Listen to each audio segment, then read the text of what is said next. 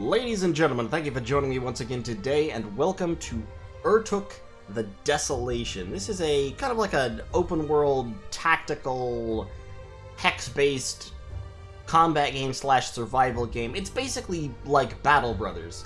A little more turn-based than Battle Brothers is even in the overworld. And set in... I'm not sure how to describe this world. It's like a grimy fantasy world, like a Joe Abercrombie kind of fantasy world, possibly post-apocalyptic in some way. Kind of has that post-apocalyptic look to me, but I'm not entirely certain. In any case, it's a low fantasy world where you are going around and fighting people, killing things, and taking their stuff. There are a few little things about it that make it interesting, which is kind of why I'm showing it off.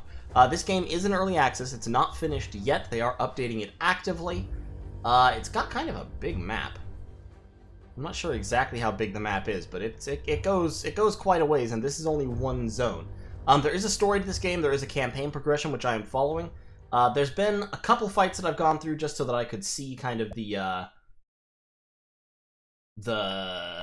whatchamacallit, the combat system, get used to the game, and I went through a little tutorial section right at the first. That I'm not gonna, you can certainly play through yourself if you're interested in the game. It wasn't very... It taught me a little bit about the basic mechanics, but it wasn't very interesting in a gameplay sense.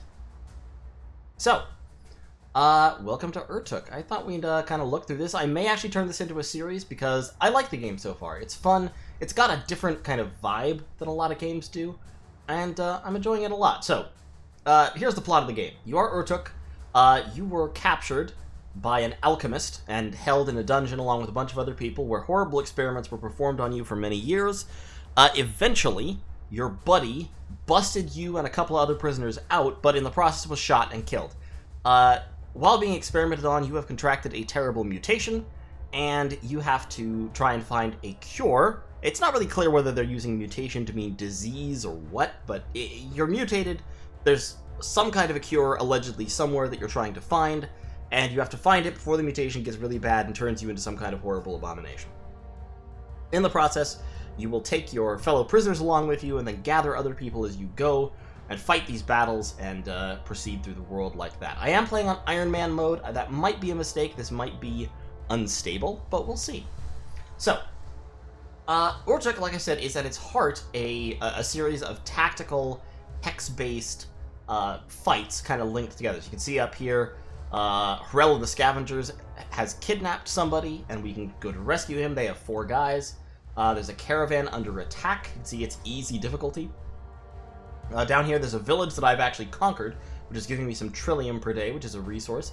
There's another village over here that will give me blood per day. Yes, blood is a resource, as well as flesh. Up here, there's an armorer's guild where I can buy weaponry and hire people. And there's a beast roaming the lands to the north. And lots of other quests and stuff kind of scattered around the map. You can see where nothing is interesting where I have been, where I've killed people, basically. Some vampires, all kinds of stuff going on. So, let's look at the party, shall we? So, this is Urtuk. Everyone in this game has a class, basically. There's a lot of different classes. I think there's 10 or so. I haven't looked in detail at all of them, but all of them do different things. You can see your stats up here. They all explain what they are when you hover over them. HP and damage are obvious. Stamina is the points that you have available to do things. Everything you do costs stamina. If you run out of stamina, you stop being able to do things. You're out of breath, which means you can't counterattack, you can't move. Well, you can move. You regenerate stamina at the beginning of each one of your turns, so you get it back and you're able to do things again every turn. But basically, stamina is, in practice, a hard limiter on how much you're able to do in terms of reactive techniques. Protection from armor, I'll talk about that. Shatter, which is the damage you do to armor when you hit it. And focus gain, which governs how much of your special resource you gain when hitting or being hit that enables you to use your super move. Focus abilities aren't actually that super, but they are kind of cool. I haven't used them much yet, since I've only gone through about 4 or 5 fights here. So, you start off with 3 guys. You get to choose who all of these guys are. One of them is you, Urtuk, the title of the game. And then you have 2 more prisoners that you were rescued from the alchemist alongside you. I picked a crossbowman, or a sharpshooter, whatever they call it, a hunter, that's it, and a blood knight. Urtuk is a footman. All of these have very different qualities and abilities, and that's what makes the combat kind of tactically deep. So Urtuk, for example, has 3 equipment slots compared to the 1 for each of these guys, and 2 of them are armor, so he can wear an iron helmet and silver chainmail, or any other helmet and chainmail that I can find. He can wear specific kinds of armor, he carries a specific weapon. The armor adds up to give him a protection value. Protection is kind of a regenerating shield. It regenerates slowly each turn as long as it hasn't been defeated. If it's defeated, it's gone for the rest of the battle. And while you have protection, you take very little damage. So Urtuk here can, with his relatively high HP pool and high protection from his special silver chainmail, he can tank a lot of hits. If the protection is broken, even with his HP pool, he's likely to go down in probably like anywhere between 4 and 8 hits after that, depending on how hard the people attacking him hit. In that way, combat is a little bit like Battle Brothers. Once your armor is broken, if you're an armored character, you are fairly vulnerable. A lot of characters don't have armor, so for example, Urtuk has this armor. Namesash here, however, has no armor and less HP. However, he does a lot more damage, and he has more stamina than Urtuk does. Because his weapons, his greatsword weapon type, does more damage than the billhook weapon type. So you have your equipment, you have your basic stats up here. These you can, of course, upgrade when you level up. You have strength, which governs damage, vitality, which governs HP, agility, which governs stamina, as well as your move order, and concentration, which governs focus gain. Currently I have focus gain of 106%. That means that I will gain 106% of the standard amount of focus every time I hit someone, am hit, or use an ability. I also have these abilities that are governed by my class and by what I myself have. So Urtuk is a footman, he has a billhook. That means he can, of course, attack. Just a normal attack, it does normal damage. There's several types of damage, normal is the one that you see most. It's normal, environmental, and I forget what the other one is. He can ram, which means he can charge into people and push them around. He can swap positions with a target that's close to him in elevation. His focus ability that he can use when he hits the end of his meter is to regenerate damage, or apply regenerating damage to a target. He can't use that till he's level 4. He has engaging strike, which means that if somebody he hits then tries to move away from them, he can hook them and pull them back and do damage to them. He has long weapon reach, so he can hit somebody behind his target. In fact, if there is an enemy behind his target, he always hits them, as well as the one he's aiming at. And he has projectile blocker, which means basically he's big, and so arrows have a hard time going past him. So if Urtuk is standing in front of somebody else, and an enemy archer or javelin thrower or what have you tries to shoot past him, they will probably fail. Hrel is a hunter, so he has a ranged attack. He can throw bear traps to immobilize enemies. He can swap. He has his critical strike that will unlock at level 4. He has Lightfoot, so he can swap multiple times and run all across the battlefield to get away from people. And he has ranged support, so if an ally near him attacks a target in melee, Hrel can take an automatic shot at them. This is one of the things that's strongly limited by stamina. Since every shot costs 50 stamina, he can't use ranged support more than at a maximum twice. And the second one will put him out of breath, and then he won't be able to do anything else until it's his turn again. Namesash is a Blood Knight. Namesash has high damage, very high agility, so he moves quickly. He has a couple of abilities that come from these mutators. These are things that you get from combat that you can add to people to make them better in different ways. I gave him Lightfoot through a mutator. I gave him Flesh Eater, so anytime a nearby unit dies, he heals and gets bonus damage. And I gave him Monster Heart to increase his HP. Every mutator you add actually lowers your maximum health, but then some of them give you max health back again. So if I take off the Lightfoot, you can see his HP went from 434 to 481. I think 50 hit points is a decent trade for that Lightfoot ability, since it lets you kind of move around quite a bit more, and Namesash really does need to be able to move around in order to be functional on the battlefield. Skedlard is essentially just a tank. He has steel plate armor, high protection. He has a perk. What is it? Thick Skin increases his HP. Veteran increases his armor protection. He's a lot of HP, a lot of protection. He has First Strike, so he gets to hit anyone who tries to attack him first, as long as he has stamina. He doesn't have much stamina, unfortunately. and he has a projectile blocker as well as Lightfoot. Now the other thing is that because he uses a steel spear, he can use the spear wall. So approaching enemies can be attacked and pushed away. Works against charges, but not against ramming, which is what Urtuk does. Various other enemies have that ability as well. He can also taunt, so he can draw people into attacking him, where since he has high protection and high hit points, they're unlikely to do damage unless they've been beating on him for quite some time. So basically, in this game, there's a lot of abilities that revolve around controlling mobility. The maps are fairly cramped, so often there's only a few options for where you can go, which means that controlling mobility is extremely useful. There's also a lot of damaging terrain, so being able to use ram and similar powers to push people around is extremely powerful. I also have Gary. I actually just picked this guy up. I got him as a reward from a mission. I also got Skedlard as a reward for a mission, interestingly. Gary is a war monk. He's a quick learner, so he levels up fast.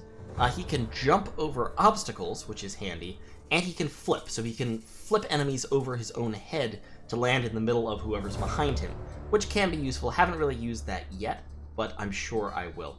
He doesn't have any armor, and he's not very good at dealing with armor, because his shatter is 50%, so he damages armor less than other people do. Skedlar damages armor a lot, so does Urtuk. Nainsash and Hrel kind of mediocre. But yeah, so that's the party. And like I said, we basically go around finding fights. There's a lot of resources in this game. It is currently day 9. Urtuk, of course, has this Urtuk's mutation. Currently, it's not doing anything. They tell me it will get worse over time. So as the days pass, he will become more mutated, and presumably that's bad. We also have Trillium, which is currency. Medicine, which you have to use to heal injured characters. We'll talk about injuries as soon as we get into a fight. Life Essence, which is what you use to extract mutators, presumably with some kind of horrible Baroque medical device. These look like water and food, but they're not. This is actually blood and flesh. You use these to make medicine in some horrifying way. I don't know if you use them for anything else. Kind of intrigued to find out. And you have alcohol. I don't have any alcohol, so I'm a dry camp at the moment. And that's all. We conquered that village. It's giving me some trillium per day. I'd like to take another village so I can get some blood per day, because like I said, blood and flesh is used to make medicine, and medicine is actually quite important. You start with 3. I got 1, but I had to use 2 to heal characters up. When you create medicine, you can see it makes medicine out of 20 blood and 20 flesh. 2 at a time, I guess. You can also sort your items down here. You can break items for life essence and trillium. I don't feel the need to do that. I have plenty of both. So let's head north. I'm curious about the Armorers Guild. I'd like to take that village. That means that I want to go through Hrel of the Scavengers here. You can see you get all your nice little silhouettes on the map. So an injured, shackled man. There are scavengers, bandits around him. Should we try to eradicate those ruffians? Yes. So here we are on the map. I'm going to zoom out real quick, because zooming in I think is a little rough.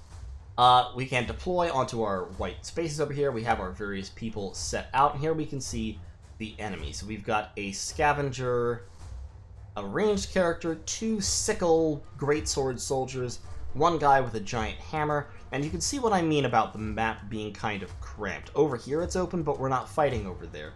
We're fighting over here. There's only a few paths we can take. We can follow this path over here. We can follow this path. We can't actually, I think, take that path because it's too low. You can only cross elevation that changes by 1 at a time. It looks to me like that's changing by 2, but I'll have to check. So, I'm going to deploy my Spearman up front. I'm also going to deploy Urtuk up front. We're going to get Nainsash the Blood Knight down here to flank. Gary the War Monk, War Monk can go first because he's a little tougher. And then Hrel the Hunter will be up here, where you can trade fire across this gap with this crossbow. So, Badoon, please come rescue me. So as soon as we get adjacent to Badoon, we'll take control over him. Let's see here. Elevation 6. Elevation, not the death zone. Well, no, actually, I guess you could maybe go that way, but you can't go it from here. So, we've got Hrel. Hrel's just going to shoot. There is a damage bonus and penalty applied from elevation. Right now, I am actually at a higher elevation than him, because that is elevation 7, and I guess I'm on 9, so I am getting a damage bonus from that. And you can also see here that it says hit chance 100%. That's almost always true. This is not a game like Battle Brothers where you miss.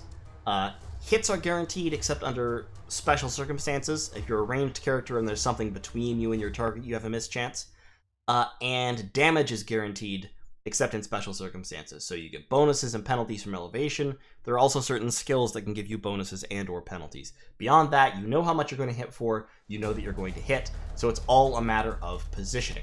So we're just going to shoot this guy, Georgie, over here. Excellent, did about 100 damage to him.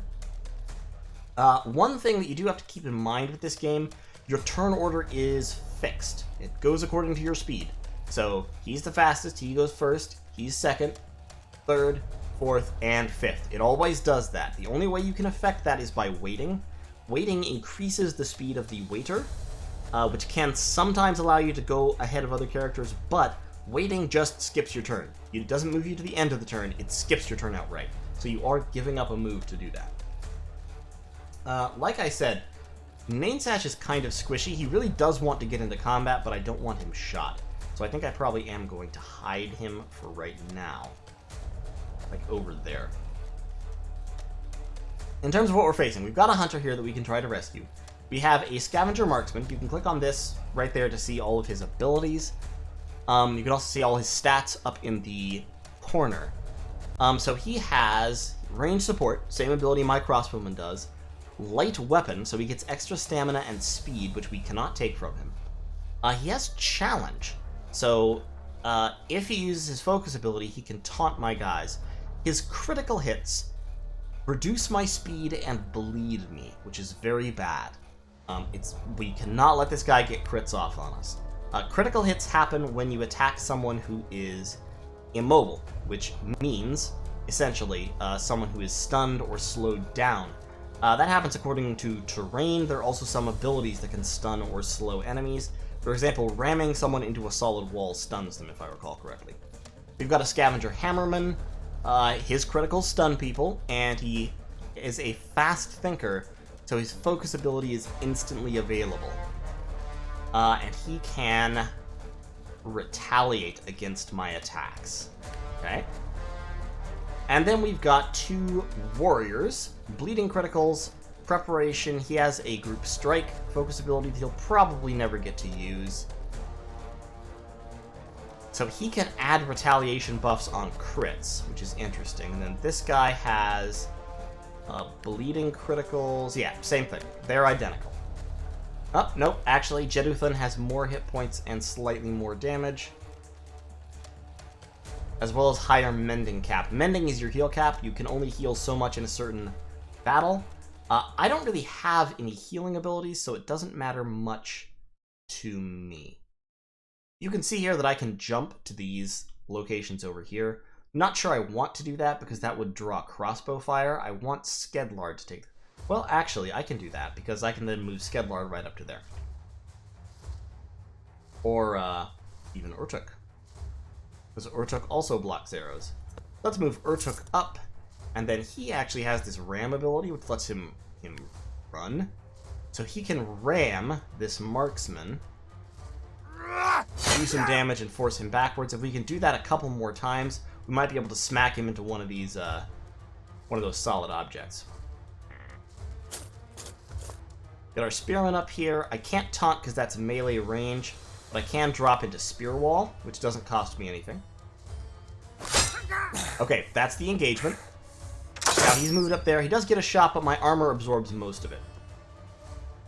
Meanwhile, the scavenger warriors, I think, may be having a tough time getting up onto the cliff. So they're going around the long way, kind of. Ooh. Elevation 6, elevation 7. Yeah, if I can get around...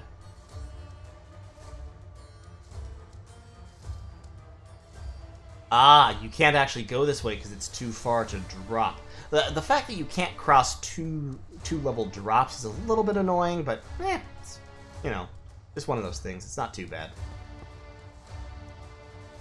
It is sometimes difficult to tell where the drops are that you can't cross. I will say that, and that does become annoying. Definitely.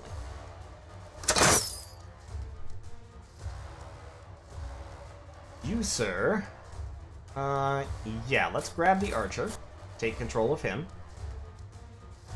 Great, so we've got Badun. And you're still in Spear Wall. Fantastic. Now you, we can just ram him again. And he got bashed into a solid object and stunned, so he can't do much.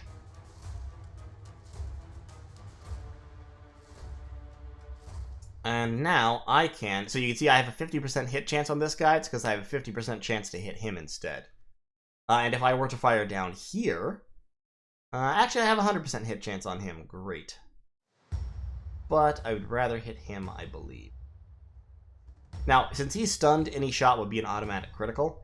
But I think Urtuk can finish him off, especially because if he tries to move to fire his crossbow, he'll get stabbed. And if you try to fire a ranged weapon in melee that is without moving away, you also get stabbed. And that's from anyone, not just the footman. Let's drop an arrow onto this guy. And then... okay, you can see that green line. That means I have ranged support from Hrel. So if I hit this guy, Hrel will also hit him. He does have some armor, but we just broke it. So his cuirass is broken. Ow. That was painful. Why were you guys trying to walk around if you could just come up here? Like, why would you do that? I don't understand. I have, unfortunately, blocked off Nane Sash, but he's just gonna have to wait, so he'll go faster next round. Now, we're going to swap with you and taunt you. So now he has to attack me. Meantime, we will pop up that way. Drop some more fire onto you, sir. Now that your armor is broken, should go down pretty quick. Similarly... let's actually free up the Warmonk ASAP, so let's move you there. Okay, so I just unlocked an achievement trait. Achievement traits are things that happen when you do... they're hidden until you do something. When you do something special, you have a chance to unlock progress towards an achievement trait, and you do that thing over and over 20 times, and then you gain a trait eventually. So his achievement trait is Strong versus question mark, which has a chance to do bonus damage and a chance to double hit based on current progress. So he's apparently strong versus... okay, well... yeah, I know they've decided to kill you, dude. I'm aware of that. He's just strong versus question mark. I don't know, but he has a lot of mystery trait slots. Mystery trait slots are actually kind of an interesting quality of characters, because characters have different numbers of them. Urtuk, for example, has no mystery trait slots. Finish this guy off. There you go. Nice little critical hit. We got a first strike on that guy because I'm a spearman. And that guy's going around again. I still don't know why. I can't charge. I'm not within... I don't have the range to charge. Alright.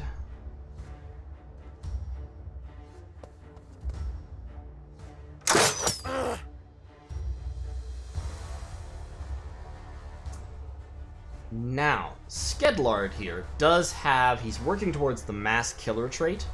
When he kills 2 enemies in 2 turns, he gains progress on that. It only takes 10 progress, so he's getting there.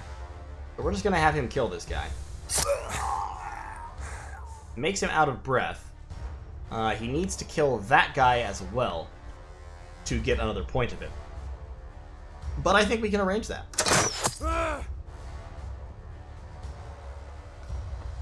Well, Skedlard and this gentleman are working on the same thing.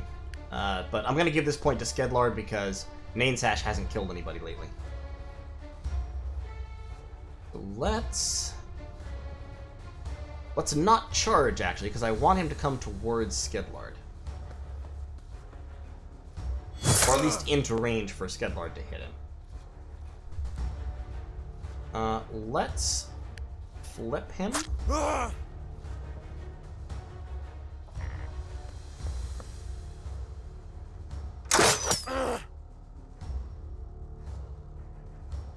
that kill him? 96 damage? No, won't quite kill him. Oh, yes it will. He's strong. Okay, well, never mind. A lot of blood in this game, you can see. But we win! So, Badoon the Hunter has joined us. We now have 2 hunters in our party. We gained 5 trillium, 40 life essence, and now we can extract mutators. Stunning Blow only works with maces. Fast Thinker could be useful, although those abilities, like I said, aren't available till level 4. Retaliation buff for preparation. Lightfoot is always a good one. Retaliation buff.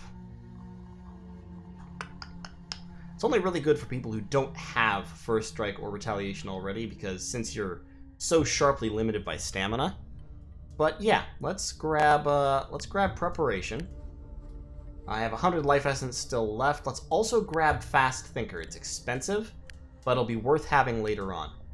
And in terms of, we also have this steel billhook sitting around, but we only have 1 footman. I guess I'll keep it in case I get another footman later on. So, one thing I didn't mention in that combat, wounds. When people die in this game, when somebody batters through, like Nainsash, this has happened to him. Somebody takes out all your HP, you're taken off the map, you're injured. You remain injured until you use medicine. After you use medicine, it takes 4 days to heal. Moving one of these spaces is a day. If during that time, or before you use medicine, you die again, you're gone forever. The character's gone for good. So, not nearly so unforgiving as Battle Brothers, but still pretty harsh by the standards of some games. I am playing this on a moderate difficulty level. I'm not playing it on hard or anything like that, just because this is my first time through the game, and so I haven't decided that I wanted to do that yet. You can't change difficulty in the middle of a campaign, it looks like, which is kind of too bad, because at the moment I'm thinking that normal might be kind of easy and I might want to go up. But you know what? It's early in the game yet. Let's not say that just yet. Let's check out the Armorer's Guild, see what they have. Okay, huge beast holding some people captive. Yep, let's fight him. So what do we got? We have got... It's actually several beasts, it's not one. We've also reached the maximum number of characters. So, yeah, I can only have 6 guys in my party, it looks like. And if I want, I can actually remove people from the battlefield. I don't want to do that, actually. Those are spikes that damage people. Those are, I think, just death. The dark gray spaces are, I believe, death. If someone's rammed into there, they just fall off and die. Whole bunch of captive, shivering peasants. Let's get everybody up here. We're gonna keep my crossbowmen back. Alright. Arg, more meat for me. Okay, well, good. We could try to kill him, or we can ignore him and head for the escape route. Nah, dude, we're gonna kill him. What do you mean head for the escape route? Don't be silly. So he has Feast. So he heals when an enemy dies. He has fast recovery. Oh, Jesus. Okay, so you have to put him down hard. He's stalwart, so he can't be pulled or bashed, but he can still be rammed. And he's unbreakable, so he won't panic and run. He's also immune to stun. Okay. So yeah, that's Death Zone. That is a beast porcupine. What the hell is a beast porcupine? Nerve sense. Okay. Oh god, he does poison. Yikes. He fires a blow, and he has a range. Okay, so this is a poison ranged character. That's very annoying. And then we've got this guy. This guy is a rammer. He has pretty high damage, and he rams people around. You have to be careful with him, because he will ram people into death zones. That is how Nainsash got injured in an earlier fight. He was rammed into a death zone. Like I said, those are all spikes, so anyone going through those will take damage, which means neither I nor the beasts want to do that. But I may be able to use that. as cover for my crossbows. I keep forgetting that the crossbows are so much faster than everybody else that I really should put them up front.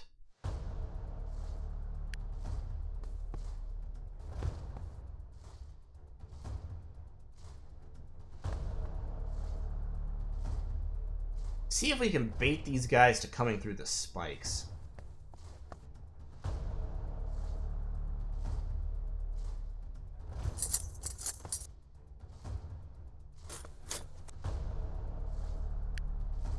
Alright.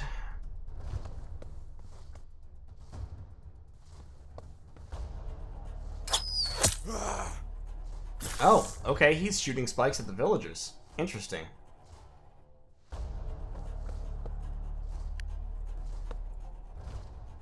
Swap up. I could throw a bear trap in this direction,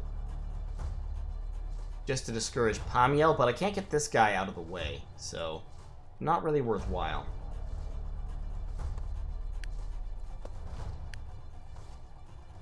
Just swap our way forward a little bit. We are a little bit crowded. It looks like this is probably going to be the place we need to fight. Pamiel is not that scary, actually. I mean, he has a lot of HP, but he doesn't have any armor, and his damage is kind of mediocre. Skyndor here is scarier, actually, because he's elite and does a ton of damage, plus he has the ram. And Rachmiel is going to be aggravating with that ranged attack. None of them, it looks like, have any armor. What does Mind of a Thinker do? Oh, increases concentration. Okay, well, fair enough.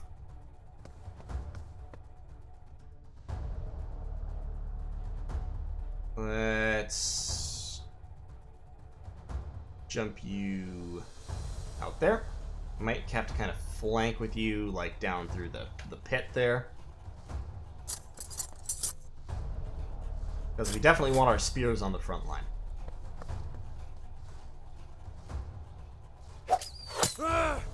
But if this guy wants to waste his turns shooting spikes at hapless peasants, that's fine. He can do that. Swap. Walk. And shoot. Love it. Ooh, 75%. Oh, I might hit Urtuk. Okay, let's undo that. I'm not in range. God damn it. Can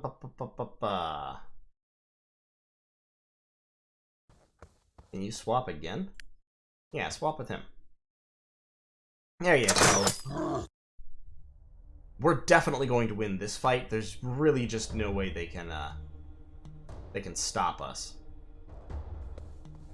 Get down here, launch a charge on him. I don't want to charge to that. I want to charge to that hex. The fact that you can't control what hex charge goes to is annoying. It doesn't matter because we are going to kill him anyway, but...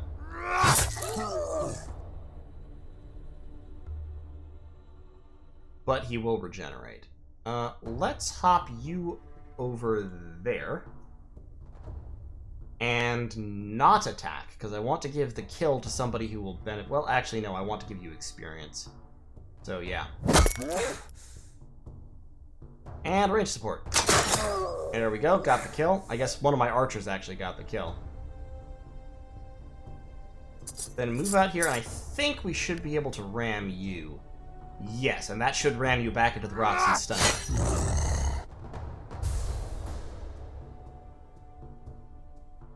Excellent. So you can see his timeline is -80 and he's stunned. So any incoming hits become criticals and he can't perform any actions. Fantastic. Should be able to wrap this one up pretty quick.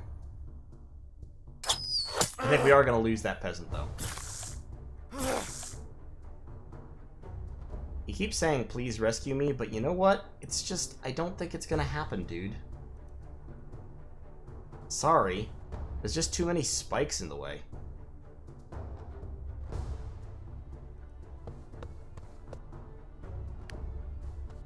Swap in there. Okay. Now, jump down.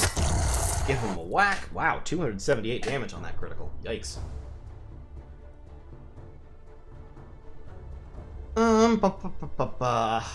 I'm a little worried about the poison, but I think I can tank it for long enough. Because the poison, I believe, ignores armor. Yeah, it's max HP damage every turn. Now, the actual damage from the shot, fairly minimal.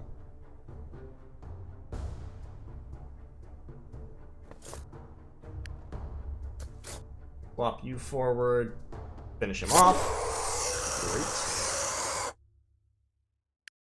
That was some screaming right there.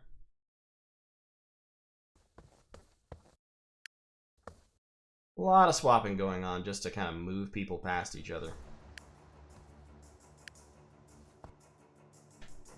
Alright. Nope, he's really focused on killing that villager. Yep, there he goes. Okay. Let's actually get him over to this side. And flip him out of his little cover area. Charge, I don't think has the range. Nope, not yet, not quite. Swap in and advance. Swap in and advance. Swap and fire.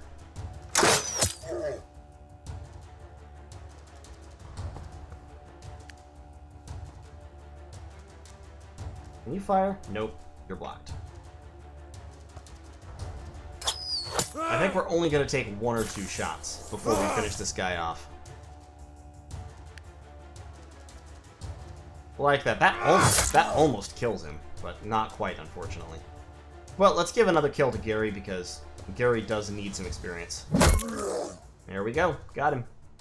Boom. Easy, easy, easy. Oh, we got silver plate armor and 29 flesh. Fantastic. As well as a steel helmet. Nice. Mind of a Thinker and Stalwart. Let's extract Mind of a Thinker, because that gives us a bunch more special stuff there. So, Urtuk is the only person who can use a helmet. We'll give him that. And then Skedlard can use silver plate armor. Boom. Protection 780. My god. So, 567, 780. The iron helmet I'm just gonna break up for Trillium. And Gary has leveled. He gets 3 points. So we can increase his, what? His agility is already good. Concentration maybe could go up. He doesn't have any armor whatsoever. So I'm going to put 2 points in strength for damage and then 1 in vitality to get a little bit more HP. And then I'm going to give somebody Mind of a Thinker. Fast Thinker. Critical hit on next normal strike. Confuse. Oh, that. Honestly, Skedlard needs this. Because it gives him taunt and regen if he can use that. So yeah, Fast Thinker. I guess he doesn't need it till level 4, because he just can't use it until level 4. That's fine then. But Mind of a Thinker for concentration. Let's give it to one of my ranged guys.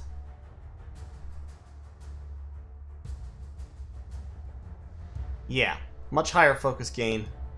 So he'll be able to use his critical strike faster once the critical strike unlocks. Alright, so it's been about 40 minutes. I think that's long enough for this introductory video. I do plan to play more of this.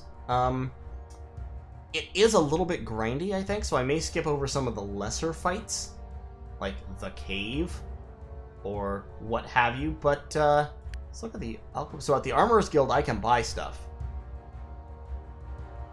Ew. That's nice. It doesn't tell me how much it costs. And I can also hire soldiers. Okay, well, in any case, like I said, that's enough for today. Thanks so much for watching. Hopefully you enjoyed it. Hopefully you like the game, because I do, actually. It's not... On this difficulty level, at least, it's not incredibly deep. At least not this early in the game. But we'll see if it gets more complicated and harder as it goes along. And we'll also see if maybe harder difficulty levels make it you know, greater. But it's interesting. It's a nice little kind of strategic, like, puzzle-solving tactical game. So, in any case, thanks again for watching. I'll see y'all in the next one.